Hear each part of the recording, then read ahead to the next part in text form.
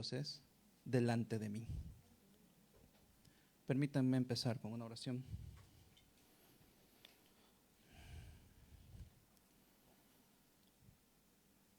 Señor, al igual que en Sinaí, la gente ha venido acá, está presente para escuchar tu palabra, no la opinión de una persona. Deseo, Señor, no a la figura de Moisés, pero sí en ese sentido, solo ser un vocero. Limitarme, Padre, a exponer lo que dice tu palabra y que la gente entienda. Ayúdanos, Padre, a saber más de ti y que aquello que sabemos más de ti y todo lo que hiciste por nosotros nos pueda impulsar a hacer las cosas por ti, tratándose, por supuesto, de amor. Ayúdanos en esto en el nombre de Jesús. Amén. Es fácil culpar a otras denominaciones religiosas de tener otros dioses. Vemos que utilizan figuras de yeso, figuras de madera, figuras de barro, o incluso sin necesidad de tener ídolos, solemos decir de otras congregaciones que si están predicando a un Cristo diferente al de la Biblia, o si están predicando a un Dios diferente al de la Biblia, entonces, ellos tienen otro Dios y no están predicando el verdadero evangelio. En todo eso hacemos bien en acusarlos, porque somos, de una u otra manera, celosos de lo que dice la Biblia. Lo que probablemente hacemos mal es, y perdón que suene muy cliché, no ver en nuestras propias vidas lo que solemos hacer o cómo solemos perpetrar la idolatría en nuestros corazones, aún estando en una iglesia de sana doctrina. Dios, el Dios verdadero, dice, no te hagas dioses, y te da suficiente razón para no hacerte Dios, otros dioses. Y esto es que te sacó de tierra de esclavitud. Y no vengo a hablarles simplemente de lo fácil que es deslizarse a la idolatría y tener algo, cualquier cosa, en mayor estima o igual de lo que es nuestro Dios Salvador. Cualquier cosa, ya sea nuestros trabajos, las posesiones o las familias. Deseo tratar de señalar cómo es que la falta de conocimiento, quiero empezar con lo que Dios mismo empezó con el primer mandamiento. Él no viene de buenas a primeras a decir, no tengas dioses delante de mí, sino que les dice, yo soy Yahvé, tu Dios, que te sacó de la tierra de Egipto. Es deliberado. Esta falta de conocimiento de quién es Él y qué hizo por nosotros va a afectar profundamente cómo usted va a moverse, no solo en la iglesia, sino también entre los incrédulos como hijo de Dios. Hoy iniciamos la exposición de lo que coloquialmente llamamos los 10 mandamientos y realmente espero que con todo lo que vayamos a exponer, no solo con este primer mandamiento, sino con los demás, podamos mover aquí muchos corazones a que hagan la voluntad de Dios porque usted ama a Dios y no porque el pastor le dijo. No sé si se entiende la diferencia. El entendimiento de la ley de Dios y de tenerlo a Él como único Dios regulará nuestra motivación al servirlo y al vivir entre los incrédulos. Como nosotros lo conozcamos, vamos nosotros a también eventualmente y por el poder de su gracia reaccionar de forma correcta. Hay mucho que hablar sobre estos 10 dichos, 10 palabras, en realidad es 10, nosotros le llamamos mandamientos. El pueblo de Dios recibió todos estos dichos en un evento sin precedentes y luego de un impresionante despliegue de los milagros de Dios al sacarlos de la tierra de Egipto, y ahora que los liberó, ¿qué vamos a hacer? Estamos fuera de Egipto, ya cantamos. ¿Hay más después de esto? ¿No íbamos a una tierra prometida donde fluye la leche y la miel? Y en vez de eso nos estamos aquí muriendo de sed y de hambre. ¿No íbamos a poseer esta tierra? En muchas ocasiones los creyentes se asemejan a los israelitas, pero hay más. Ahí en medio del camino Dios los para y les dice, hay más. Sí, es verdad, estamos entrando a una relación, porque yo te rescaté, te vengo a poseer. Vas a ir a esta tierra, pero la forma en la que vas a ir van a ser con mis condiciones. Y así te tenés que mover en mi faz. Quiero dar crédito a los comentaristas que aquí se suelen mencionar. No los mencionamos sencillamente para no acreditarnos alguna u otra frase, sino porque también queremos animaros a que ustedes puedan leer sobre ellos. Comentaristas como el mismo Gerardus Voss, Dili Chiquel, y ahora para mí, por lo menos nuevamente, perdón, me olvidé de su nombre. Claro, aquí está, Ridderbos, Herman Ridderbos.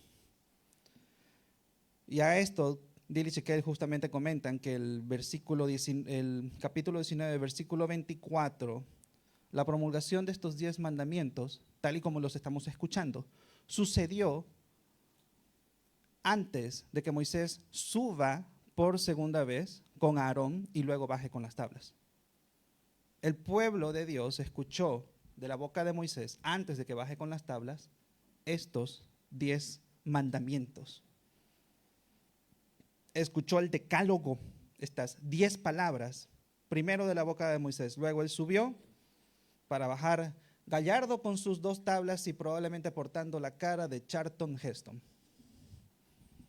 La palabra decálogo, y de hecho que usamos acá para describir a los 10 mandamientos, significa literalmente las 10 palabras, decálogos, 10 palabras. Y creo que es importante decir esto, pese a que le llamamos los 10 mandamientos, están, si lo notan, desprovistos de penalidades, y por lo tanto no es tanto un código legal, sino más bien un documento funcional de pacto.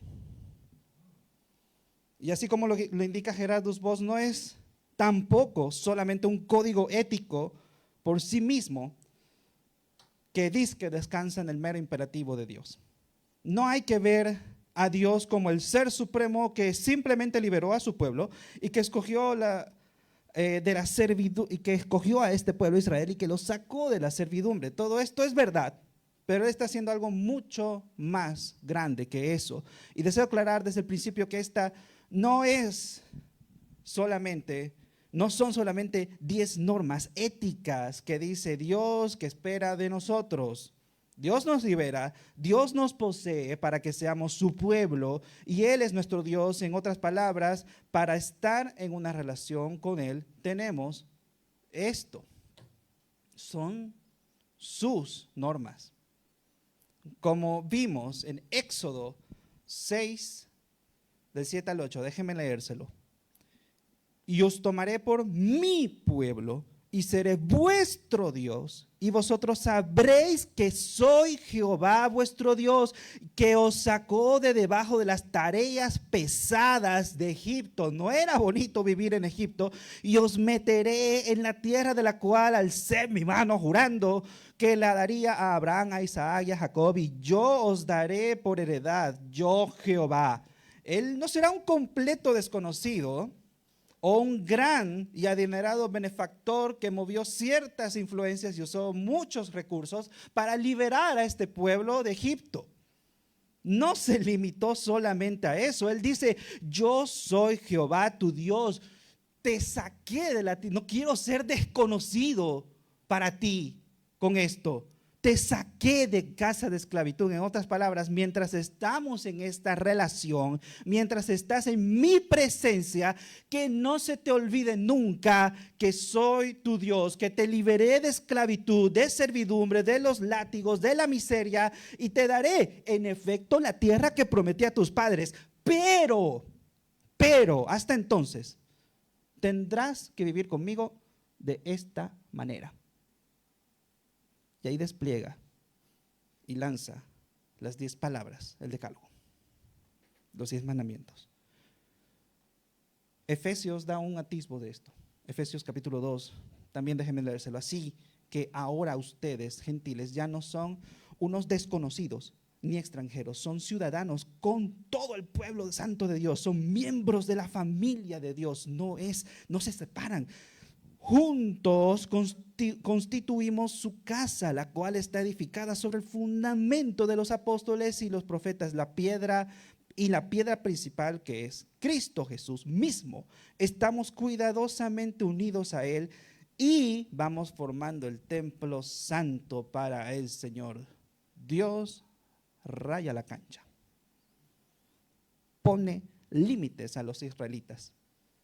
Sabía en alguna medida y les pone las condiciones para estar a la sombra del Altísimo. Ellos tenían en alguna medida estas leyes morales y sin embargo Dios se las da. ¿Debería ser diferentes con nosotros? Gerardus llega incluso afirma, retrospectivamente podemos aplicar el decálogo en términos cristianos. Deberíamos decir más bien que estos 10 mandamientos son ética cristiana. ¿Que no estábamos nosotros también bajo la servidumbre del pecado? Pregunto. Y aunque usted haya tenido incluso sus millones de dólares, no sé quién será. ¿No era usted esclavo de sus deseos? ¿Era usted realmente libre con todo lo que tiene? ¿Que no son los pecados, que no es el pecado y Satanás mismo, amos crueles que nos hacen hacer lo que nosotros no queremos y hacemos lo que ellos quieren? ¿Que no fue finalmente con Cristo que fuimos liberados de estos amos y que llegamos por gracia de Dios a aborrecer y detestar estas conductas en las que antes nosotros nos deleitábamos tanto? Si usted ya está, por así decirlo, con un pie en la eternidad, si usted fue salvo gracias al Señor Jesucristo, tome en cuenta lo que el pasaje de Éxodo nos está diciendo acá. Quiero lanzarle la siguiente idea con respecto al pasaje. No deberíamos servir a dioses falsos una vez que fuimos redimidos de la esclavitud del pecado por nuestro Redentor.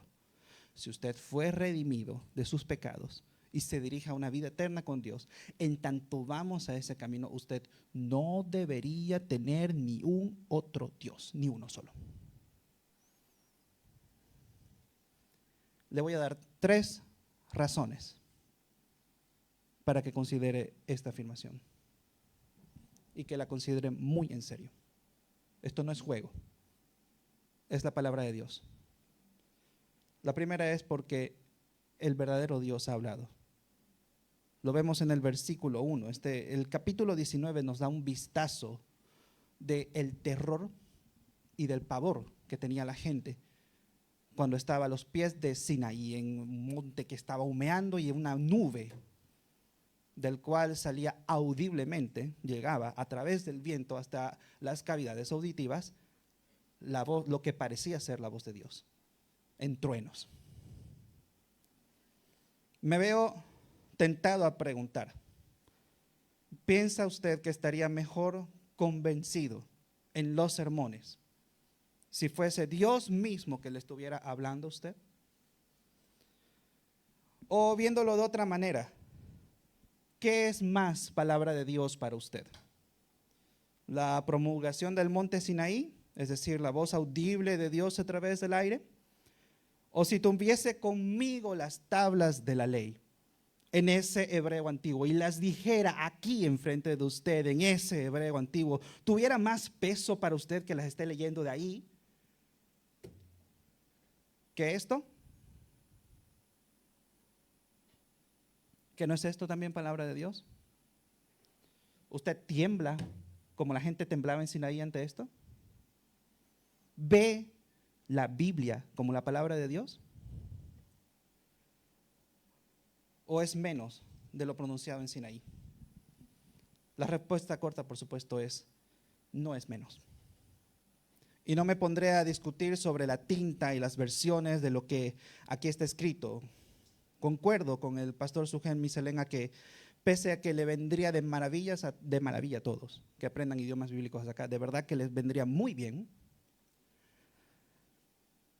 El Señor en su providencia y en su sabiduría y en su misericordia ha proveído de versiones en español muy confiables de las que usted puede sacar provecho.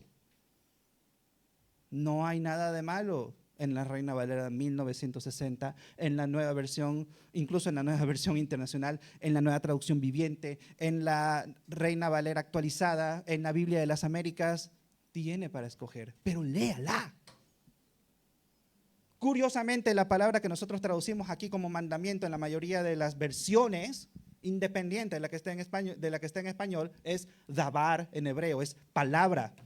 La misma usada aquí en este versículo 1 de Éxodo 20. Dios habló dabar. Todas estas palabras dabar, y aquí diciendo, afirmando, anunciando lo que está a punto de presentar. Es decir, utilizando todos los recursos, estas 10 palabras, estos 10 mandamientos, estos 10 dichos, su majestad el rey está a punto de promulgarlos. Y dice los versículos que habló de esta manera. Nuevamente, ¿causaría en usted otro impacto si fuera Moisés mismo quien estuviera aquí al frente predicando esto? ¿Tiene para usted un efecto diferente que lo predique una u otra persona? Y le pido por supuesto que vea el contenido, no tanto la forma. Sé que hay gente con una voz mucho más pronunciada y mucho más potente que la mía, pero estamos hablando de la palabra de Dios expuesta. Habla tú, le decían a Moisés, y no Dios, para que nosotros no muramos por el terror. Solo porque Jesús no hizo milagros, dirían algunos, los mismos milagros de Éxodo, ¿tiene entonces menos impacto su ministerio? Recuerde que Jesús dijo, toda potestad me es dada en el cielo y en la tierra, pero es que es toda, no una parte, sino toda. Esto es muy parecido a los modelos de indicativo e imperativo que venimos viendo ya hace algunos domingos. Una verdad innegable de la autoridad de Dios en el mismo Jesús y el mandato, id y hacer discípulos. Le presenta una verdad de quién es Dios y le presenta lo que usted debe hacer. Indicativo e imperativo. No se asuste con estos términos, más bien familiarícese. Quiero señalar nuevamente que toda potestad le fue dada al Señor Jesús, toda. No una parte, sino toda. Su palabra, su autoridad, esto es el indicativo, esto es o debería ser lo que denota nuestra obediencia, ¿ok? Por cuanto Él me lo está mandando, entonces yo voy a obedecer. Y de alguna manera, cuando usted va al cuartel, si el capitán le dice algo, usted obedece de inmediato. Ese hombre, completamente inferior a Jesús, tiene en ocasiones, su orden tiene más efecto de lo que el mismo Señor Jesús, que tiene toda autoridad, le dice a usted, anda y hace discípulos. ¿Por qué? ¿Porque lo van a jaripear?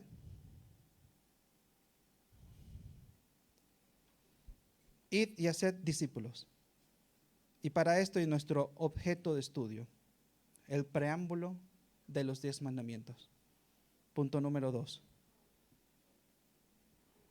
No deberíamos servir a otros dioses, si usted fue redimido del pecado, porque Él mismo también puso los fundamentos para esta relación.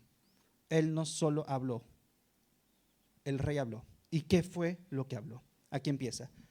Yo soy Yahvé tu Dios, que te saqué de la tierra de Egipto, de la casa de esclavitud. Como habíamos dicho al principio, Dios está aquí sentando las bases para una relación con Él. No es un simple benefactor, se identifica como siempre: yo soy Yahvé, tu Dios, con un nombre. Y además dice, tu Dios, Yahvé, soy yo, tu Elohim, tu Dios. Y no un Dios personalizado, sino soy más personal. Al decir su nombre dice eso, y no se queda ahí. Se identifica como aquel que lo sacó a usted, o que sacó al pueblo de Israel de esclavitud. Ok, decían en el desierto, la verdad es que Egipto no estaba tan mal, porque aquí nos estamos muriendo de hambre y nos estamos muriendo de sed. Estábamos bien en nuestros hogares, allá en Egipto, alrededor de la fogata. Ay, Israel, ay. Dios les hace acuerdo en que Egipto, de donde lo sacó, esta casa de esclavitud, de servidumbre, traducen nuestras reinas valeras, que también podría ser de cortesano, de criado, de esclavo, de jornalero. Todas estas traducciones en realidad denotan a o encajan más bien en el perfil de alguien sin libertad, de alguien que no tenía su propia voluntad, que no podía hacer lo que él quería. Y esto sin mencionar lo que nuestras reinas valeras traducen como casa, ahí en el versículo 2, que también podría ser traducido como una choza, como un pawichi, como una casucha de favela. No era bonito vivir en Egipto. Y es más, Dios se acuerda del pacto con los padres, con Abraham, Isaac y Jacob, porque escucha el clamor de su pueblo. ¿Clamor de qué? De estar viviendo en Egipto, pues. Entonces, no estoy seguro por qué querrían volver, pero al parecer, solo los cuerpos salieron de Egipto. El corazón se quedó ahí, en esa miseria, en esa casucha. Y sin embargo, aquí Dios se identifica: yo soy aquel Yahvé, tu Dios, que te saqué de la tierra de Egipto, de esa casa de esclavitud, de esa choza, de esa casucha de servidumbre. Y aquí sienta las bases para el resto de los 10 mandamientos. Esto no es solo para el primero. Esta es la razón para el resto de los mandamientos. Te voy a dar suficiente razón, dice el Señor. Aquí están, sí, mis leyes, pero te voy a dar suficiente razón para que las obedezcas. Y la suficiente razón es que yo soy Yahvé, que yo soy tu Dios, que yo te rescaté de servidumbre. ¿Es esto suficiente para que usted pueda obedecer su ley? Pregunto. No solo para creer en mí, te voy a dar razones suficientes. No solo para recordar lo que hice por ti, sino para que andes de acuerdo a mis preceptos y, en última instancia, me adores. De igual manera, el hombre fuerte que está en usted, el cual no puede ser atado, este es Jesús, sentó sus bases y fundamentos para que podamos cumplir su voluntad y su ley y adorarlo correctamente. Recordando lo que se dijo anteriormente, aquí, ridedvos da en el blanco y señala cómo es la relación entre este indicativo y este imperativo. El indicativo, todo lo que Dios dice indefectiblemente que es y que hará y que ha hecho, y el imperativo, todo lo que supone que nosotros deberíamos hacer con esa información. Y aquí cito: Dios en su complacencia no obra ni ha obrado jamás porque el hombre primero se ocupa de su salvación con temor y temblor. Por el contrario, debido a que Dios obra y ha obrado primero, el hombre debe y puede obrar. ¿Entiende cómo funciona esto? Él hace primero, nosotros deberíamos hacer. Y por eso se presenta: yo soy aquel Dios que te salvó, que te sacó del servidor. Entonces hace esto. Ya vio cómo Dios deliberadamente dice primero este indicativo: yo te redimí de la esclavitud del pecado. Y luego dice, por tanto, deberías vivir bajo mis estándares. Y con esto le haré la siguiente pregunta. ¿Cómo pretende usted servir al Señor o amar a su prójimo si no está entendiendo primero estos indicativos, si no está entendiendo primero quién es Dios y si no está entendiendo primero de dónde usted fue sacado? ¿Cómo? Ha habido un pequeño test el anterior domingo donde vamos a poder vislumbrar un poco cómo podrían ser útiles ustedes dentro del cuerpo de Dios, pero ni eso nos va a decir cómo pueden ser ustedes útiles si no entienden quién es Jesucristo. ¿Qué buena obra va a ser si primero no entiende qué es lo bueno? El doctor Todd Phillips, con formación hecha en el Seminario Teológico del Sureste y también en el Seminario Teológico de Dallas, pese a tener una gran formación, ya que él alega que fue cristiano toda su vida y que predicó durante más de 20 años en una mega iglesia de los Estados Unidos, hoy se considera ateo agnóstico. No voy a ahondar en las 8 razones que él pone en internet para justificar su deslizamiento al ateísmo, y me parece muy raro cuál es su intención al poner ese video, pero puedo decir y dar alguna idea que van desde bueno, yo no creo en Dios porque hay una cierta parcialidad de Dios, de que parece que solo los que están en ciertas regiones se salvan y otros no, y además veo incongruente que haya un Dios todopoderoso y a su vez un infierno. Ambas ideas para él no pueden coexistir. Pero estos solo son ejemplos. Sé de varios aquí que podían darle una excelente respuesta. No lo niego. Aquí varios estarían preparados para eso, pese a que pueden estar con menos títulos que este caballero. Lo que quiero decir es que este hombre, con todos sus títulos académicos, no pudo soportar el peso de todo ese edificio teológico que tenía, porque sus bases, la base que el mismo Dios sentó y que trato también aquí de sentar en este segundo punto, no era sólida. Fundó, en otras palabras, toda su obra en arena, toda, y no sobre la roca que es Cristo. Encaja perfectamente con lo que leímos hace unas semanas en nuestros grupos de los martes, y déjeme leérselo allá en Romanos 1, capítulo 1, versículo 21 al 25. Pues habiendo conocido a Dios, no le glorificaron como a Dios ni le dieron gracias, sino que se envanecieron en sus razonamientos y su necio corazón fue entenebrecido. Profesando ser sabios, se hicieron necios y cambiaron la gloria de Dios incorruptible en semejanza de imagen de hombre corruptible. Esto es idolatría.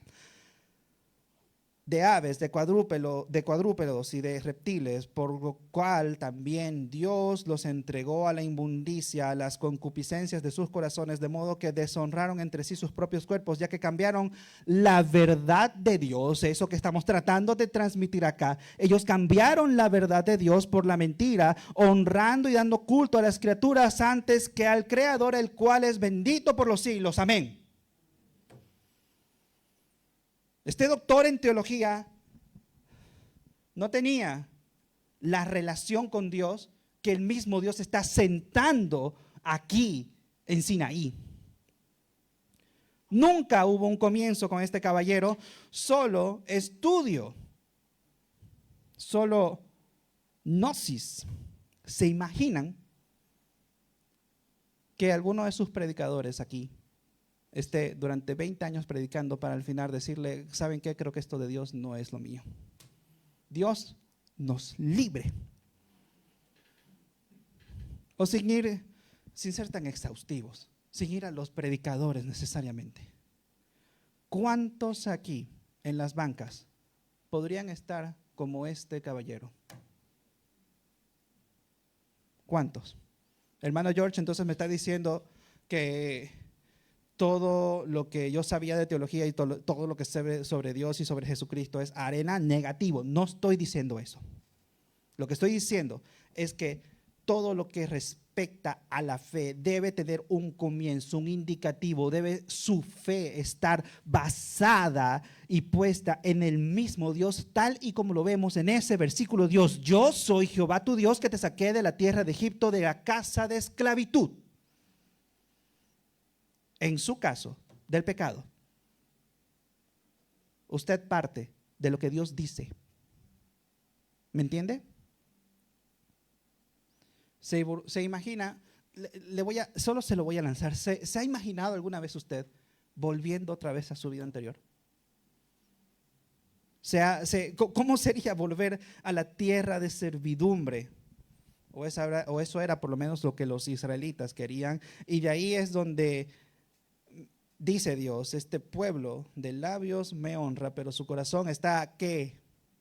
Lejos de mí. ¿Dónde? Probablemente en Egipto se quedó. Y sin embargo, en realidad puede estar lejos, donde sea, pero con el pecado, donde sea. La información sobre Dios que no mueve al corazón es completamente inútil. Ya lo decía Santiago. Si la base sobre la que usted fundó su fe es tan frágil como la del doctor en teología que mencioné, entonces usted está condenado a repetir, o tarde o temprano, el mismo desliz a la incredulidad y a tener otros dioses como el pueblo de Israel también. Mi pueblo perece porque le faltó conocimiento, porque le faltó conocerme y entenderme que yo soy Jehová, Dios, que hago misericordia a millares. Y por cuanto le faltó, eso es perfectamente entendible, por cuanto le faltó este conocimiento, como piensa Gerardus Voss, son incapaces de hacer las cosas que Dios les está mandando. Desde servir en la iglesia hasta amar a su hermano, no pueden hacerlo porque no conocen a Dios. No pueden. Son incapaces de madurar. Son incapaces de avanzar en los imperativos, los mandatos de Dios, dejando nuestras mentes vulnerables a cualquier otro Dios excepto el Dios verdadero. ¿Se imagina eso? El alma de este primer mandamiento es que simplemente la verdadera religión, la verdadera relación con Él, se centra en Dios, pero en Dios tal y como Él se presenta en las Escrituras. Tal y como Él se presenta en las Escrituras, no un Dios a su comodidad y a su imagen y a su semejanza de usted. Su excelencia, su majestad, su gloria. Todo esto son indicativos que precede a los imperativos que estamos a punto de exponer. Este patrón, como se predicó anteriormente, se presenta a lo largo de toda la Biblia. Romanos, del capítulo 1 al capítulo 11 son los indicativos y del 12 para adelante son los imperativos. Así también en Efesios capítulo del 1 al 3 y luego del 4 al 6 y así también en Hebreos del capítulo 1 al 12 y luego el 13 son los imperativos. Está a lo largo de toda la Biblia, lo va a encontrar. Va a encontrar que Dios primero le dice a usted, este soy yo, esto hice por vos, esto estoy haciendo por vos. Y esto tenés que hacer vos. Está en toda la Biblia.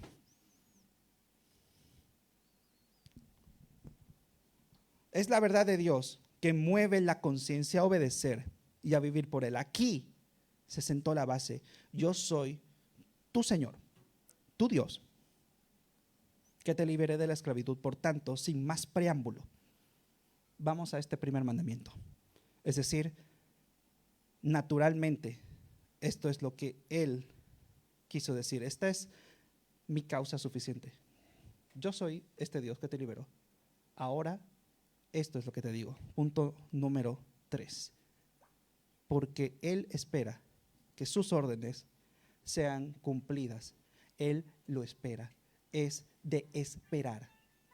Realmente está expectante. Dice, quiero que hagas esto. ¿Ya?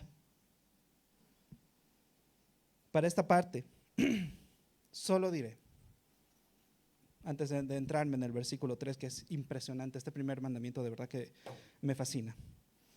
para esta parte solo diré que la idolatría o adorar a otros dioses no se limita simplemente a las figuras de yeso que ya mencioné, o a otros dioses como la Pachamama o Inti.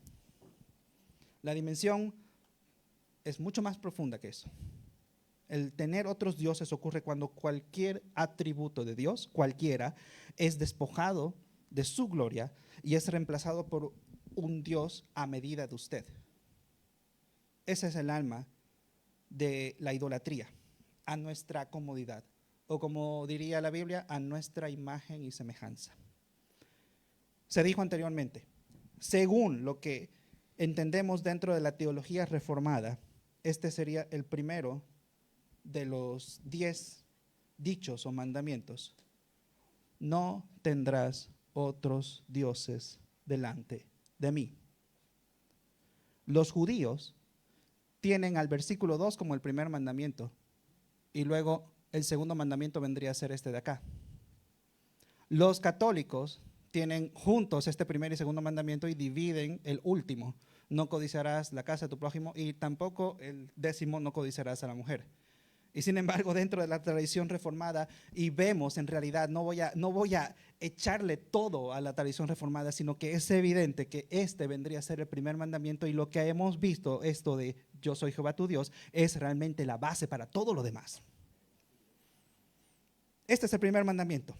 Para esta sección, y en realidad de lo que han notado y hemos leído, la Biblia decodificada del doctor Moisés Chávez junto con la Biblia de las Américas ha dado mucho más al clavo con decir otros dioses en vez de decir ajeno, que es lo que seguro usted tiene en sus Reinas Valeras. No tendrás dioses ajenos delante de mí. Y sin embargo, es mucho más atinado decir otros dioses. Es mucho más atinado. Está más acertado en hebreo. Esto sin mencionar que el mismo mandamiento está repetido en Deuteronomios palabra por palabra, dabar por dabar, limitando así el mandato de Israel para que tengan un solo objeto de adoración, uno solo. Lo es la palabra hebrea para no. Es un negativo partículo que nos va a acompañar por 7 mandamientos más. Y esta negativa de Dios está abordando el problema latente y que viene arrastrando a Israel desde 400 años de esclavitud. No qué. ¿Qué es lo que no voy a hacer? No tendrás, no poseas, no intentes tener, no acontezca, no se te escape tener otros dioses, con D minúscula, otros dioses delante de mí.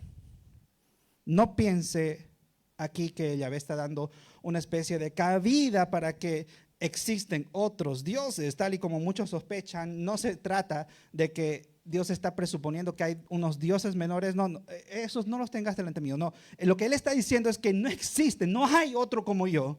Y por cuanto vos sos muy idólatra y sos muy hábil haciendo ídolos de cualquier cosa, no tendrás otros dioses delante de mí. No es lo que quiere decir el texto que hay otros dioses, no hay. Lo curioso, y aquí voy a citar un poco a la arqueología y a la alta crítica. Lo curioso es que la evidencia arqueológica muestra que en efecto el pueblo de Israel para la arqueología no era monoteísta, era politeísta. Es increíble. Dios sentó la base para no tener otros dioses, pero ellos no solo estaban antes adorando a otros dioses, sino que también después a los, como dicen ahí, Baales. Le voy a dar 3 nombres de lo que la arqueología ha encontrado por regiones. Resulta que cada región en Israel tenía un dios patrono y uno de ellos es Kemosh, Milcom, Baal, y se entiende incluso por algunos de la alta crítica que por encima de estos dioses menores había un dios mayor que era él o Elohim. Qué descalabro. Y en realidad, pese a la alta crítica, es natural que nosotros vayamos al Antiguo Testamento y veamos que lo que ellos dicen es verdad. Son unos idólatras, no podían parar de tener más ídolos. Y sin ir tan lejos, vamos a llegar al capítulo 33, dentro de 13 capítulos, y vamos a verlo en vivo y en directo. Dios mismo entiende ese trasfondo del cautiverio y de que son duras servicios y sabe que son propensos a ser dioses o un dios de cualquier cosa, a tener algo en demasiada estima y a otorgarle atributos iguales o mayores incluso que Dios mismo, como sucedió con el arca de alianza y también con la serpiente de bronce. Si bien nunca dijeron que esos son dioses, lo adoraban como tal. Estos israelitas. Y a esto Dios agrega Alpanai, en hebreo, que nosotros traducimos delante de mí. Es decir, mientras estás en mi faz, o literalmente en mi rostro, no tengas otros dioses, dioses ajenos, mientras yo voy contigo, ya que estoy sentando esta relación, mientras vamos a esto, mientras vamos a la tierra prometida, no me vayas a tener otros dioses en mi presencia, en mi delante. Ya estamos entrando en intimidad, en una relación con Dios que nos redimió de servidumbre. Él demanda que mientras estamos en esta relación con Él, en su delante, en su rostro, no le restreguemos nuestros dioses a Él así. ¿Por qué tendemos a esto? Es decir, a ser dioses de cualquier cosa. ¿Por qué nos pican las manos para hacer Dios cualquier cosa? Vea, nosotros hicimos la IA, hemos diseñado la IA y la creamos para ayudarnos, para suplir una falencia. Bueno, Dios no nos creó para suplir una falencia, Él es pleno en sí mismo. Y sin embargo, creándonos por el puro afecto de su voluntad, nosotros fuimos creados. Y escucha bien esto, porque los 10 mandamientos están en base a esto. Nosotros fuimos creados para adorarlo. Esa es su única razón en la vida, adorar al Dios que lo creó y que lo rescató. Ahí en Génesis 2:15, cuando el hombre es puesto a trabajar en el huerto, la palabra hebrea que nosotros traducimos para trabajar es también interpretada como usar aquel esfuerzo en adoración a tu Creador. Isaías 47:7 también dice, para gloria mía los creí. Y Eclesiastés 3:11 aclara que Dios puso eternidad en nuestros corazones, por lo cual nosotros tendemos a buscar lo trascendente o lo que nos parece que estimamos más grande o lo que nos parece que parezca eterno. Y a causa de el pecado creemos encontrar cosas eternas en cualquier cosa menos en Dios. A causa del pecado. Juan Calvino lo expresa muy bien al decir que el hombre caído en realidad es una fábrica de ídolos. Una fábrica de ídolos. Si no está Dios en primer lugar en su vida, cualquier cosa le sirve a usted como Dios. Cualquier cosa, con D minúscula. No tiene que ser una estatuilla de yeso. Pueden ser sus hijos, pueden ser sus padres, puede ser su cónyuge, puede ser sus posesiones, su trabajo, puede ser su físico, puede ser su intelecto. Algunas personas pueden tener el pasado como ídolo, no se desprenden de él, por más que sea malo, no se desprenden de él. La predicación puede ser un ídolo, el ministerio puede ser un ídolo, la iglesia misma puede ser un ídolo. Todo tiene potencial para ser adorado como Dios fácil. Es incluso hacer un Dios a su imagen y semejanza de usted. Mi Dios, dice, es un Dios de amor. No es ese Dios de ira que tú estás predicando.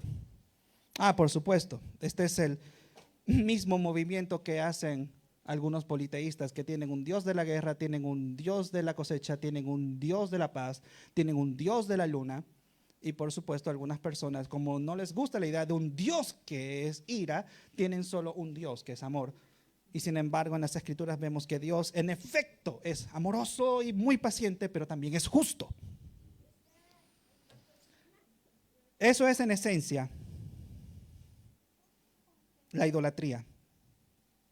Hacer lo mismo que los politeístas. Sin la comprensión correcta de quién es Dios, cualquier cosa, nuevamente, cualquier cosa, mi hermano querido, cualquier cosa tiene la potencia de ser un posible otro Dios. Y por ende, también de ser adorado por usted. Tiene que estar muy atento. Quiero leerle una cita de Matthew Henry. Es adecuado que estos se pusieran primero, es decir, los 4 primeros mandamientos, porque el hombre tuvo un hacedor para amar antes o por encima de, y de tener a un prójimo para amar. No puede esperarse que sea veraz con su hermano, aquel que es falso con Dios. El primer mandamiento se refiere al objeto de la adoración, Yahvé, y solo a Él. Que se prohíbe adorar criaturas por el mandamiento alcanza mucho más allá.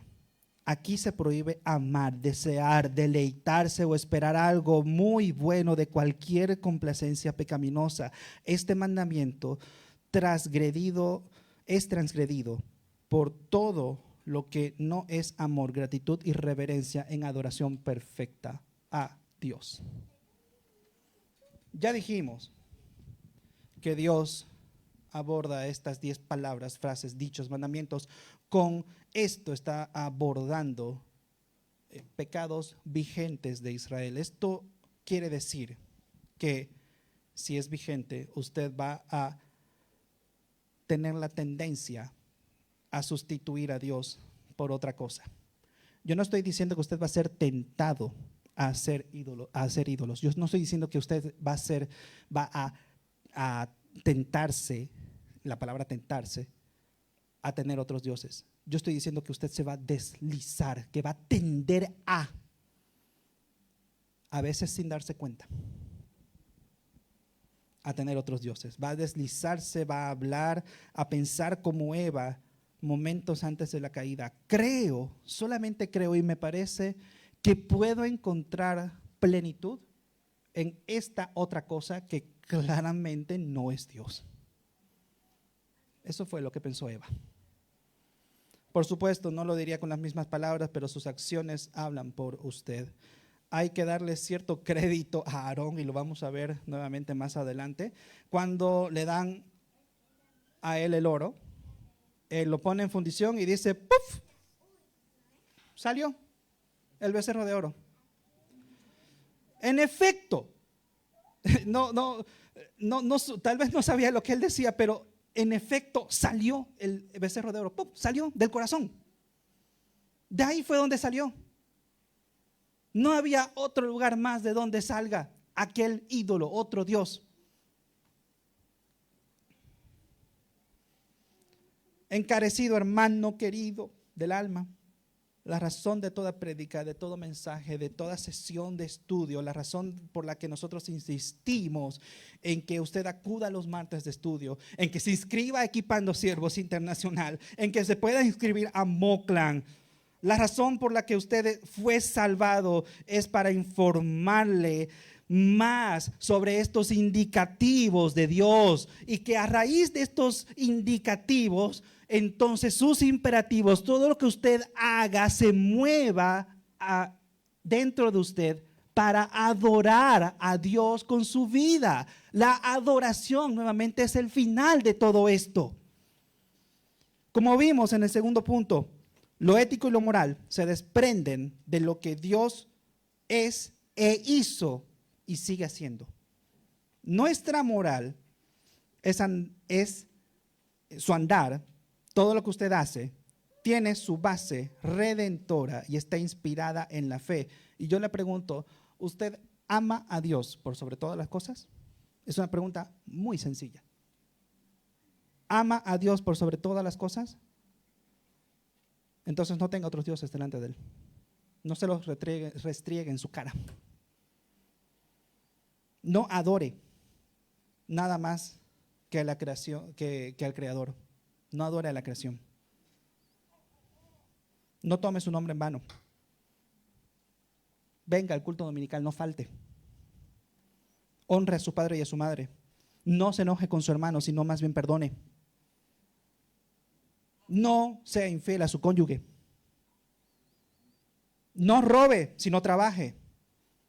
No mienta, sino diga la verdad. Y esté completo con todo lo que Dios le da. Vea Así es no tener otros dioses. Si se dio cuenta, pasé por todos los mandamientos. Eso es no tener otros dioses delante de Él. Esto es amarlo por sobre todas las cosas. Y esto es apenas el comienzo del primer mandamiento. Han habido personas, ya para concluir, estamos en la última página. Han habido personas que se han quejado de que 7 de los 10 mandamientos son negativos. No, por todas partes. Y sin embargo, el aspecto negativo, como bien lo indica Gerardus, significa más bien que Dios se opone a lo malo. Dios se opone a lo que es incorrecto, a lo que es malo. Dios, con ese primer mandamiento y la ley en concreto, da a entender que la ley misma requiere amor a Dios por sobre todas las cosas. Y, como veremos más adelante, también al hombre, también al prójimo. ¿Por qué no?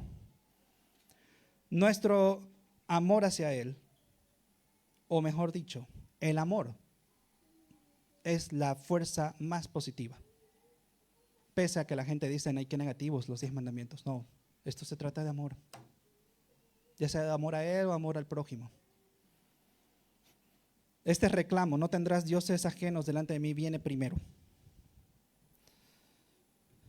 Israel es suyo por derecho de creación. Estos mandamientos son para estos redimidos de la esclavitud de Egipto. No son para los moabitas, no son para los egipcios, no son para el resto de los pueblos, no son para los tihuanacotas. Esto es solo para los redimidos de Dios. ¿Me entiende? De igual manera, mi hermano querido, Él ya nos demostró su amor en la cruz.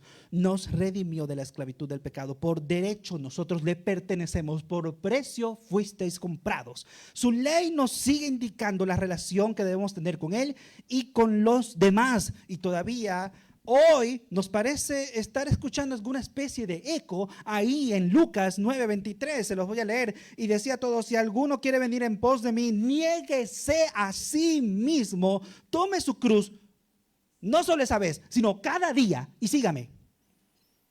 Y Mateo 10, del 37 al 39, parece completar la idea. Mire, el que ama a padre o a madre más que a mí, no es digno de mí. El que ama a hijo o a hija más que a mí, no es digno de mí. Y el que toma su cruz y me sigue y no sigue en pos de mí, no es digno de mí. El que haya su vida la perderá y el que pierde su vida por mí la hallará.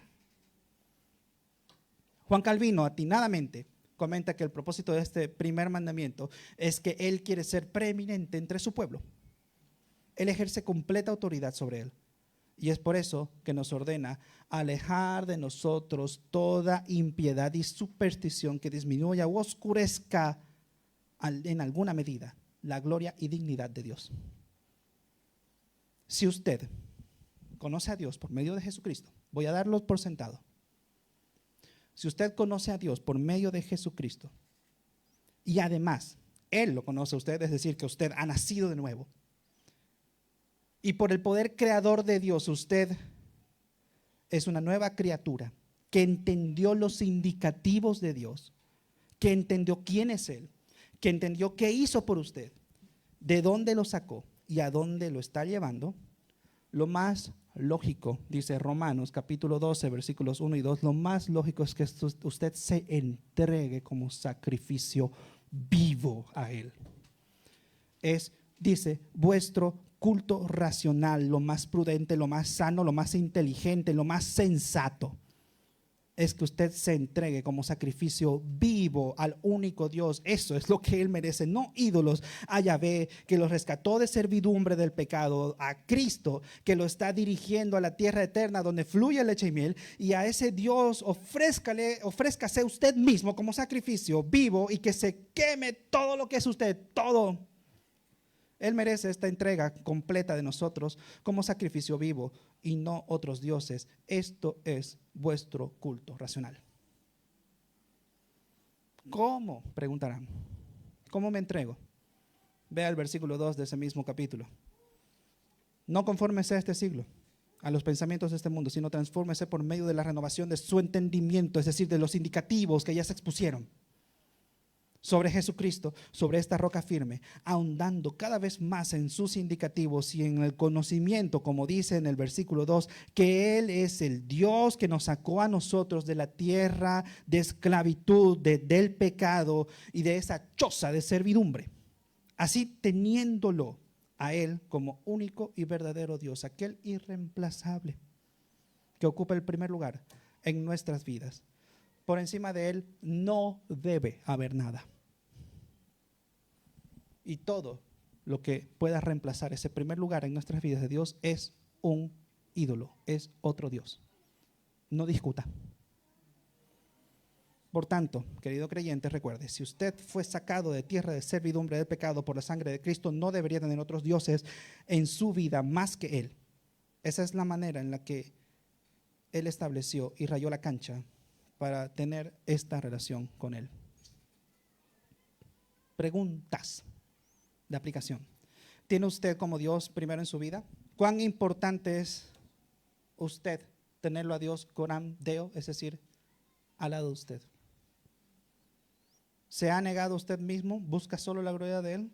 ¿Busca, en otras palabras, seguir sus instrucciones y hacer su voluntad de Dios por lo que usted sabe quién es Dios? Mientras medita en esta pregunta, permítame orar. Gracias, Señor, por revelarte por medio de Jesucristo. Gracias, Señor, por tener este pequeño pedazo de eternidad dentro de nosotros. Por reemplazar, Señor, con tu conocimiento, con tu verdad, los dioses que nosotros solíamos adorar. Y te suplico, Señor, que los demás mandamientos no pierdan tampoco este enfoque. Señor, queremos adorarte tal y como tú eres, tal y como tú te has escrito en tu palabra. Y queremos, Señor, hacerlo cada día mejor. Gracias, Padre, por esta mañana. En el nombre de Jesús. Amén.